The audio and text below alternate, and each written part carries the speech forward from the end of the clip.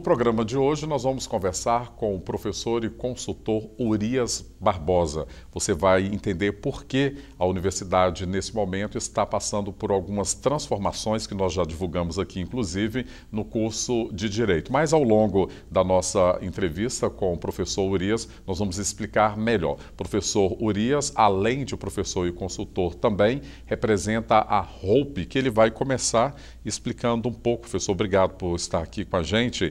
O que é a Hope em termos de educação? Hopper em termos de educação hoje no país. Agradeço o convite, muito bom estar trabalhando na Univale. A Hopper é uma consultoria na área da educação, nossa sede é em Foz do Iguaçu, mas eu moro em Vitória. Aliás, moro nos aviões da Gol, TAM, Azul, como consultor. A nossa empresa é líder no Brasil na consultoria na área de gestão e na área de processos de aprendizagem. E através desses trabalhos, nós conseguimos chegar até a Univale e vamos poder contribuir um pouquinho com essa instituição tão querida. Eu sou de Caratinga. Pois vizinho, eu ia falar isso aqui para a nossa conversa ficar mais informal, né? Então, é vizinho aqui de Governador Valadares. Minha família ainda mora em Caratinga. A gente sempre teve notícias da Univale e por coisas da vida, hoje posso trabalhar um pouquinho na Univale, com muito prazer. Professor, por essas andanças do senhor pelo país, antes de a gente entrar no nosso foco aqui, como que o senhor avalia a educação superior do ensino particular, principalmente nesse momento do país, com os desafios do conhecimento, da aprendizagem e da formação desse profissional? O que o senhor tem visto aí e qual é a palavra do senhor nesse sentido? Olha, nas instituições privadas, elas fazem um trabalho de responsabilidade social que às vezes a comunidade não consegue dimensionar. Os nossos alunos, no geral, vieram de um segundo grau fraco. Eles não, se eles pudessem, eles estariam nas universidades federais. Muitas vezes não estão lá por uma série de motivos, às vezes por razões familiares, razões econômicas, e também por razões de não terem conseguido sucesso nos vestibulares das universidades federais. Há uma série de motivos, mas nós não temos nas instituições privadas no Brasil inteiro recebido os alunos, vamos chamar assim, a nata dos alunos. Nós recebemos, em geral, o trabalhador que estuda, a pessoa que já tem família e que agora consegue ganhar um salário um pouco maior e aí consegue pagar a faculdade. Muitas vezes com apoio de todo o grupo familiar. Muitas vezes este nosso aluno é o primeiro aluno da família a estar fazendo um curso superior, isso examinando o Brasil como um todo. E esta pessoa é absolutamente carente. Ela precisa de todo o nosso apoio para que ela realize o seu sonho. E esta pessoa vai competir fazendo uma mesma prova de ENAD ou um mesmo exame de ordem que os alunos bem aquinhoados, que fizeram boas escolas, que estão nas chamadas melhores instituições. Então veja o nosso trabalho. É um trabalho de dar àqueles com menos condições de disputar em igualdade com aqueles mais privilegiados. O desafio da instituição particular, então, é muito maior. É muito maior. E nós, no final do mês, ainda temos que pagar as contas. E tem as exigências do MEC, que o senhor é especialista nisso aí também. Que para as instituições privadas são muito maiores do que para as instituições públicas. O rigor é muito grande, né, professor? Veja a dificuldade para se construir um curso de medicina numa instituição privada e verifique como é construído numa instituição pública. A Universidade Vale do Rio Doce, durante aí, nós temos um projeto aprovado no MEC com nota máxima. A gente tem hoje uma representação aqui do campus da Federal em Governador Valadares, que não se tem nada para ter o curso de medicina, inclusive é usado aqui dentro de Governador Valadares, eles na vão precisar universidade. De investir. Agora, o investimento deles vem depois. Vem depois. O nosso tem seria só se a gente antes. tivesse feito. Então, há uma diferença de tratamento, não é essa a menor dúvida. Agora, posso te dizer uma coisa, sem sombra de dúvida. Nós somos mais eficientes. Ok, isso é bom de Porque ouvir. pelos alunos que nós recebemos, pelas dificuldades destes alunos, nós conseguimos colocar bons profissionais no mercado. Na minha turma, na Federal, nós éramos 80. Formamos 3. A formação base do senhor físico. Formamos apenas 3. Isso não pode acontecer numa instituição privada. Na Federal, o dinheiro continua vindo, com 10 alunos, 15 alunos, 2 alunos, 3 alunos. Então, veja, eu tenho que fazer qualidade com sustentabilidade. Então, eu te garanto, eu sou melhor. A instituição privada tem uma responsabilidade social imensa e é muito mais eficiente. Nós conseguimos colocar um maior número de pessoas no mercado e bem colocadas. Eu tenho um exemplo no curso de comunicação aqui que nós recebemos da Universidade Federal de Juiz de Fora, da UFMG, dezenas de alunos que vêm treinar aqui na universidade o fazer do jornalismo, porque senão não conseguem, na sua maioria, ir para o mercado de trabalho pela prática e a estrutura que nós temos aqui. Isso passa por outros cursos também, né? Passa pelo geral. Outras formações. Veja, eu não estou dizendo que o curso na Federal não é bom. Sim, muito sim. bom. Mas o que eu estou dizendo é que nós somos mais eficientes com os recursos que nós temos Ok. e com as dificuldades que nós temos. Tá? Porque nós disputamos com o maior número de alunos colocados para fazer um exame de ordem, colocados no ENAD, entendeu? Quando comparado com o número de alunos que entram nas universidades federais. Okay. Então, quando você analisa as estatísticas, 30% meu pode significar um número. 30% numa outra situação pode ser um número muito menor. Então, as variáveis precisam ser muito bem analisadas.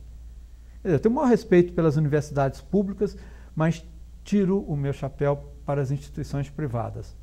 Ok. Agora, professor, o professor já está fazendo um trabalho aqui na Univale, começou pelo curso de Direito, né? A TV Univale já divulgou algumas dessas ações, desde a questão dos livros, que o senhor vai poder detalhar, né? O que é a atividade do senhor hoje na Univale? Bem, nós começamos no curso de Direito, num projeto de aprendizagem. Porque, veja, o nosso foco aqui é o aprendiz. Quando um aluno nos procura, ele está falando assim: olha, eu gostaria de ser um profissional na área do direito. Você me orienta? Quais são as habilidades e competências que eu preciso ter para exercer essa profissão? O que eu devo estudar? O que eu devo fazer?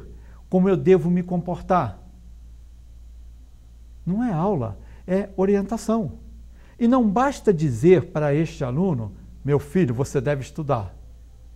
Eu tenho que dizer o que estudar, de que livro, que texto, que artigo, que filme, para que ele consiga entender e contextualizar o que é ser um profissional na área do direito. Percebe? E para isto, eu preciso de instrumentalizar este aluno com o livro, a doutrina, o artigo. Não basta ele chegar num local e ter alguém dando aula. Aquilo que você guarda de uma aula, onde você apenas ouviu, é muito pouco. No final de 15 dias, você já esqueceu. Tá certo? Então, ele precisa de ter instrumentos de aprendizagem para que ele se desenvolva. Um bom projeto de curso é aquele projeto que leva o aprendiz a fazer o esforço que é necessário para aprender. Não se aprende se não tiver esforço. Na prática, como que é essa consultoria no curso de Direito e o que foi firmado aí? Na prática, a Roper e a Saraiva, unidas, estruturaram um projeto chamado Soluções Saraiva de Aprendizagem. Isto não engessa o curso, não coloca barreira nenhuma, apenas é um material de apoio para professor e para o aluno. Qual é o material para o professor? O professor ele tem um conjunto de atividades muito bem organizadas que ele pode escolher. Esta e esta serão atividades que o meu aluno irá fazer.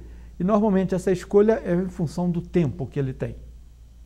Então, para o professor, excelente.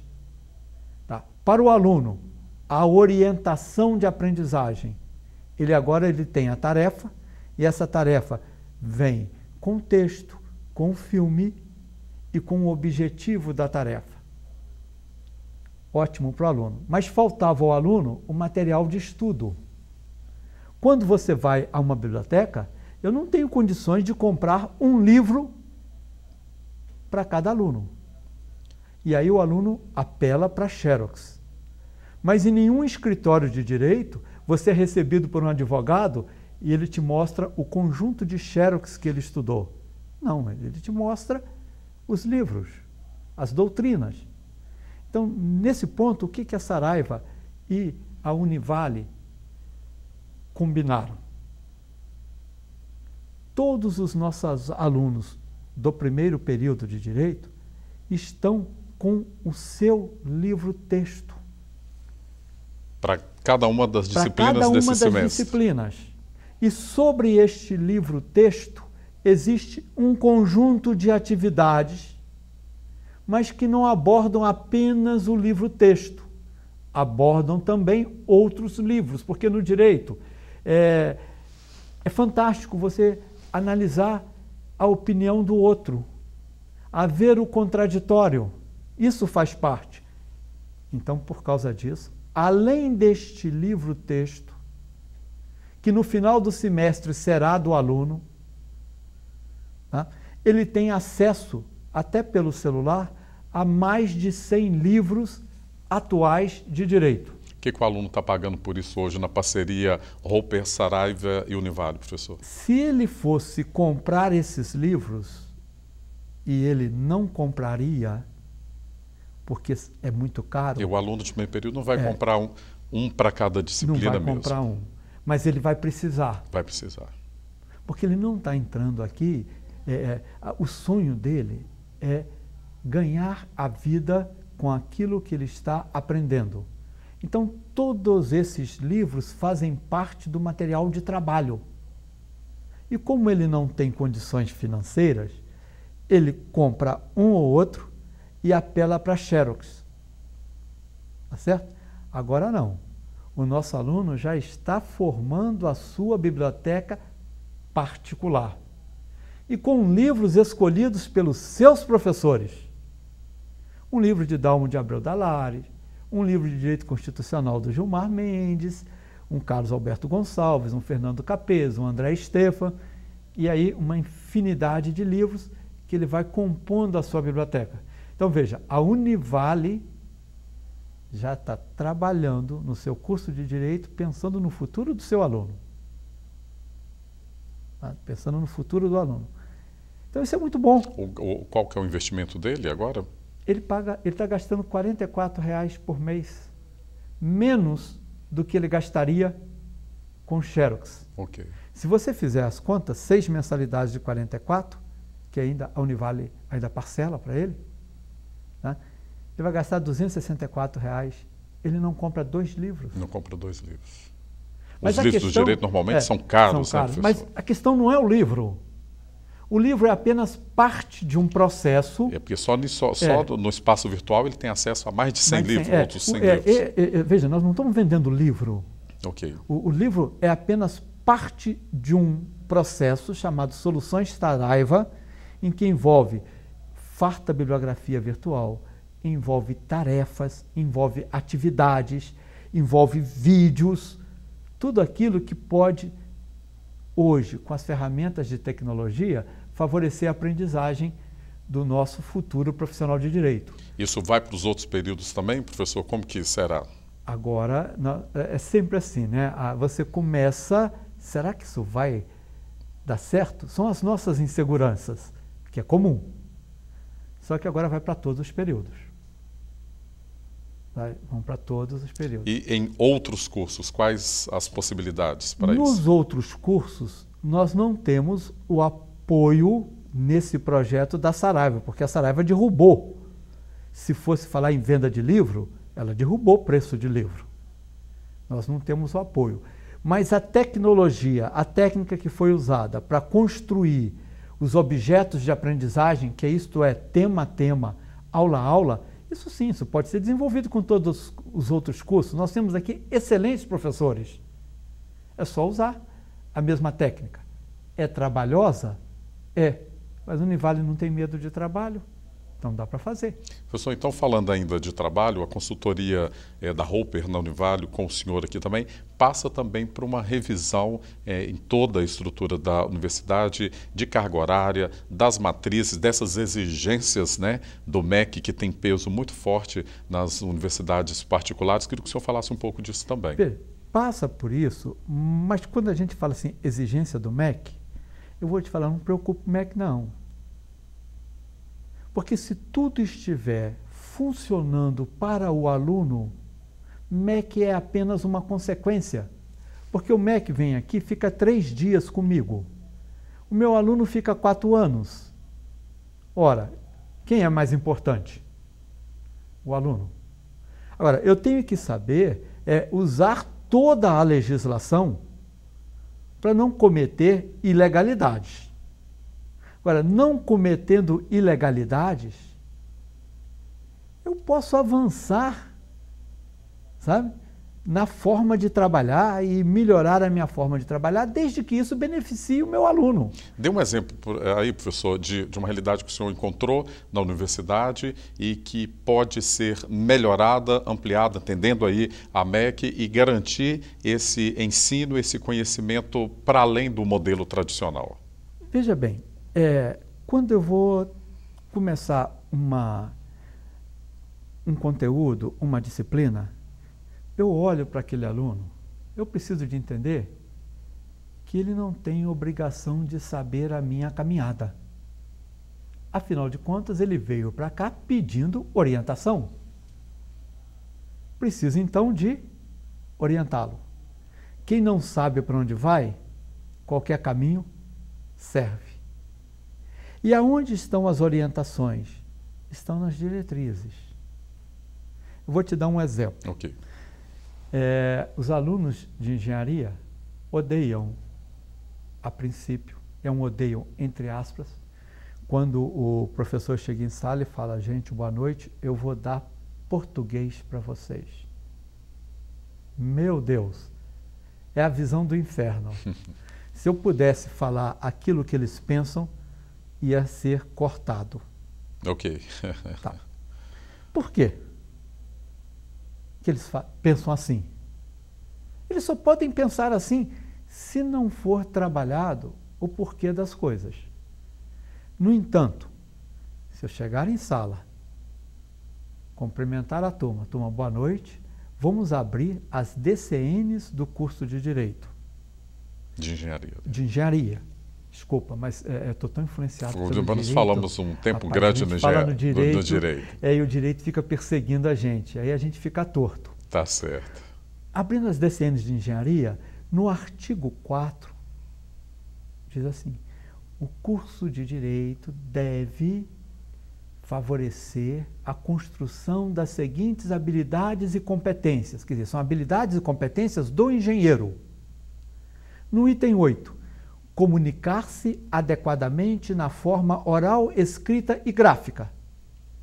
Então, se eu me apresentar em sala da seguinte maneira, turma, boa noite. Vamos ver as habilidades e competências da engenharia. Habilidade 8, comunicar-se adequadamente na forma oral, escrita e gráfica. Eu estou aqui para orientar os senhores nesta habilidade. Por quê? Porque na profissão os senhores vão fazer auditoria, projeto, pareceres, relatórios, perícias. Então, faz parte da vida do engenheiro escrever de forma adequada. E eu estou aqui para orientá-los nisso. Ora, mudou a percepção do meu orientando. Porque, na verdade, eu não sou mais professor, aquele que dá aula. Este meu aluno, e eu detesto falar aluno, eu gostaria de falar este meu orientando, é minha responsabilidade. E ele precisa de olhar para mim, não como se eu fosse barreira, e sim como se eu fosse escada para o sucesso dele. Ele quer ser engenheiro, ele quer ser advogado, quer ser enfermeiro, fisioterapeuta, nutricionista, e eu estou aqui na Univale para orientá-lo nesta caminhada. Conte comigo. Agora, o senhor está falando também aí de um modelo diferente de professor da forma usual. Não, quem é esse professor? É esse professor que está fazendo aí um maravilhoso trabalho. Eu assisti reportagens fantásticas, mas que às vezes não está explicitando com clareza para o seu orientando o motivo daquilo.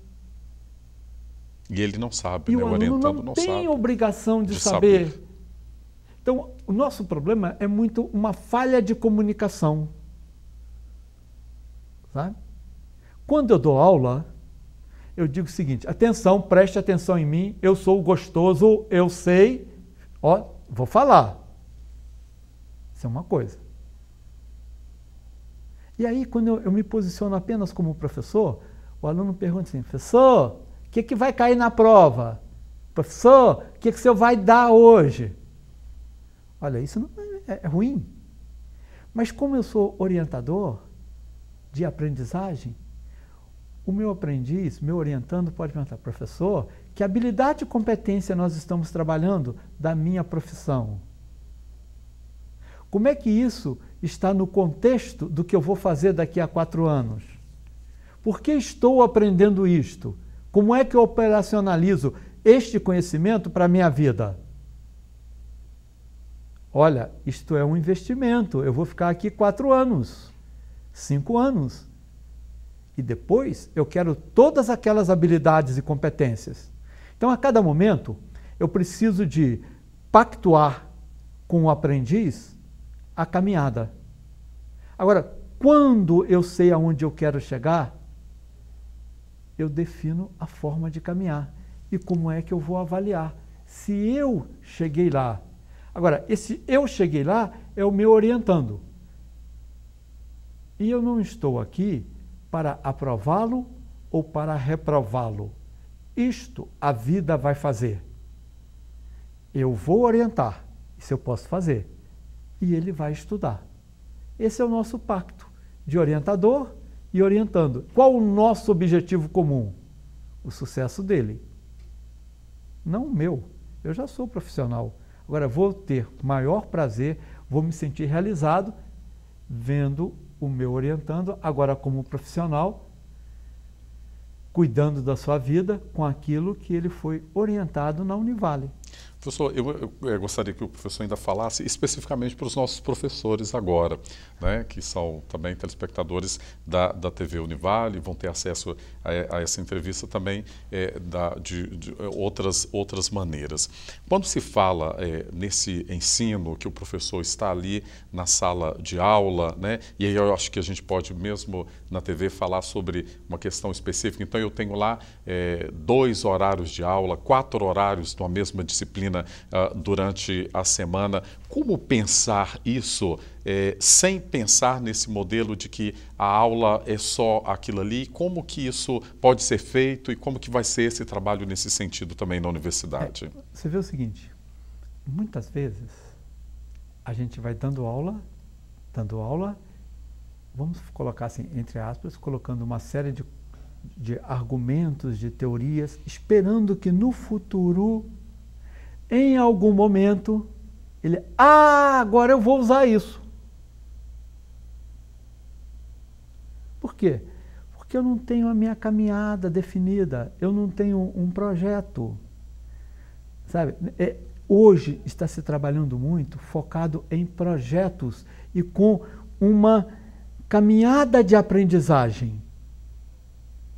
Como é que eu vou aprender para cumprir etapas do meu processo de formação? Já existem instituições no Brasil trabalhando trajetórias de aprendizagem. Já não existem disciplinas. Cada curso, cada semestre, ele tem um projeto que, de forma gradativa, constrói as habilidades e competências necessárias da profissão. E os conteúdos necessários para cada uma etapa, tá, em função daquele processo gradativo, eles são planejados com antecedência e são utilizados nos momentos necessários. Este modelo de organização é possível de ser feito em qualquer instituição. E o que a gente observa, eu estive conversando esses dias com os coordenadores, tem muita gente fazendo coisa muito boa. O que precisa é de organizar como um sistema em que eu possa saber os momentos adequados de utilizar aqueles conhecimentos, de tal maneira que eu construa uma caminhada de aprendizagem e que isso dê mais consistência para o aluno. Então não é se eu tenho 2 horas, ou 4 horas, ou 6 horas, ou 8 horas, mas o que eu faço nessas 2 horas e como é que isto contribui de maneira decisiva para uma trajetória de aprendizagem. É a chamada aprendizagem significativa. Por que agora eu vou estudar português com muito mais prazer? Porque está associada a uma habilidade e competência da minha profissão, que é de comunicar-se adequadamente na forma oral, escrita e gráfica. Em que momento eu utilizo o teorema de Gauss, o teorema de Stokes, o teorema de Papi? Aonde? Como é que isso contribui para a minha vida de engenheiro? Percebe? Okay. Isso dá significado para o aprendiz. Eu posso dizer, então, que quando eu tenho lá nas diretrizes, né, do MEC, ou que organizam os cursos, que um determinado curso está destinado a ele, que tem que cumprir 3.000 horas, outros 4.000, 5.000 horas. Nesse processo, isso significa que não é só em sala de aula que se dá isso. Olha, as diretrizes de pedagogia, elas são quase que sensuais. Elas dizem o seguinte: 300 horas de estágio, 100 horas disso e 2.800 horas de atividades formativas. É isso que eu quis falar. Atividade formativa não é a sala de aula. Veja, sala de aula faz parte do processo, mas não é o curso. Você acha que esse é um desafio da universidade hoje, dentro da da consultoria do senhor? É um desafio de nós sairmos da mesmice. O ensino fundamental hoje é muito mais atual do que as próprias universidades. E com essa tecnologia fácil, tem tudo na internet, existem os Google maníacos, tá certo? A minha função de professor mudou. Em várias escolas no mundo e no Brasil, o aluno vai à escola para fazer atividades. Porque tudo aquilo que ele precisava de ler, precisava de assistir, já foi disponibilizado para ele antes.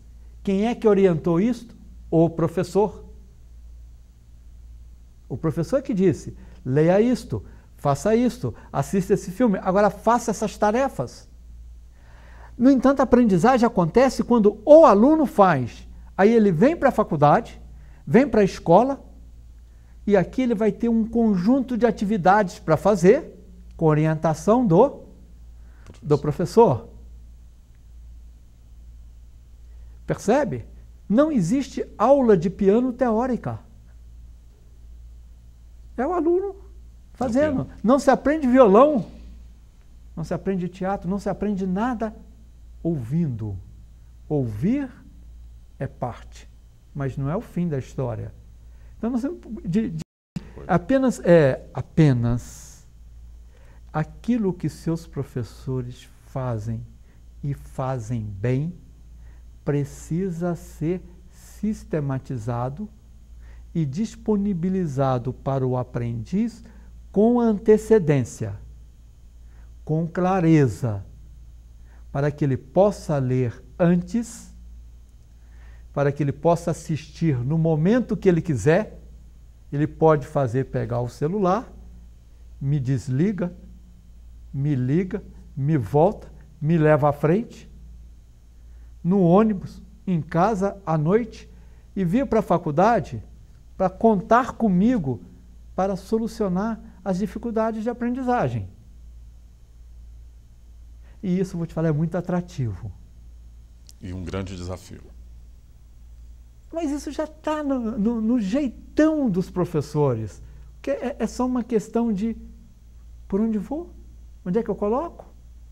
Então nós vamos avançar rápido e com material de muita consistência. Porque a gente observa, deu para perceber, o pessoal é muito consistente.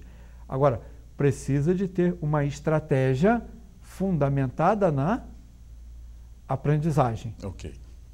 Ok? Esse é o trabalho. Professor, quero agradecer, pela entrevista aqui, desejar sucesso aí nesse trabalho que já começou e que a gente já começa de outras áreas a perceber a mudança lá no curso de Direito, Estamos também, enquanto universidade, envolvidos nesse processo e entender que o foco é o aluno, eu acho que é muito, muito legal dentro daquilo que a universidade pode fazer. Obrigado. E vamos dar o foco não é o aluno, é o nosso futuro colega de trabalho. É o nosso futuro colega. Ok, obrigado. Eu preciso de olhar para ele como um futuro colega. Ok. Eu tenho que recebê-lo como meu futuro colega. E eu sou responsável agora por te orientar na nossa profissão. Muito obrigado. Então, um momento de ensino aqui também. Muito obrigado a você. No próximo programa nós vamos discutir outros assuntos relacionados ao dia a dia da universidade. Até lá, então.